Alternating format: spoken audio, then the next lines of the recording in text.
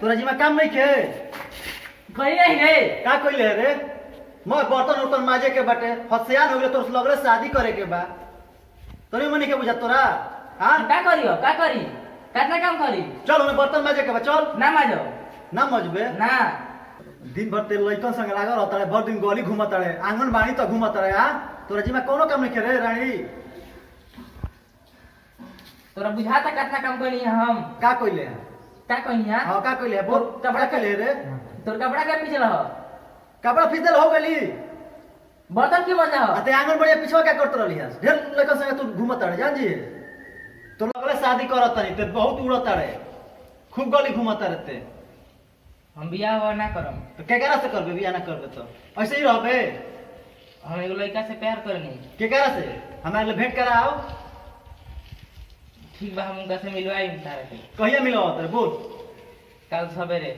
आजकल के लड़का प्यार करता रह रे खाली खिलवाड़ करत रह एगो दूगो चार गो ले कह के छोड़ देता रह वो में के ना हणे कैसे हणे एकर के लड़का कौन बड़ा से बढ़िया रे तोरे काम काल मिलवाई ठीक बा मिलवाई हेलो हेलो सुनो तोड़ा माई तारा से मिले कहत रही वो पूछत रही शादी ब्याह के बाद कब रहे तो पूछत रही कि केकरा से ब्याह करबे तो हम कहनी कि हम उनका से प्यार करना तो उनके से ब्याह करम हाँ तो कल आओ माई से मिल ली हो हमरो से मिल ली हो आई आई महाराज आए बड़ा देरी लगा देनी है ए आने बोली तार तू बोले तो हम आई ना तू खाली रोमांस में लगा चलो चलो माई बोलो भैया खाली रोमांस में लगा रहलो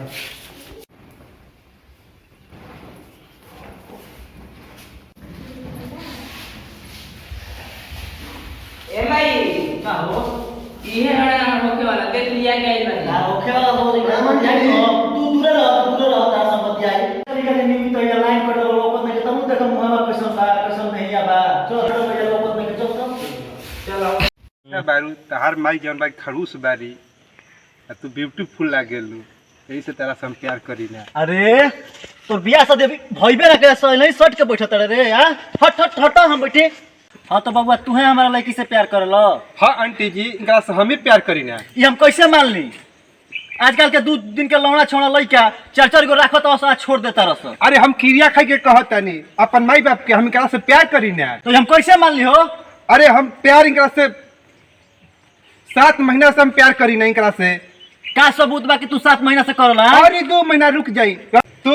तार 7 खानदान अब पूरा गांव जवार जान जाई नरे रानी का कइले बड़े रे नरे सच बात हरे हाँ माई आई हो दादा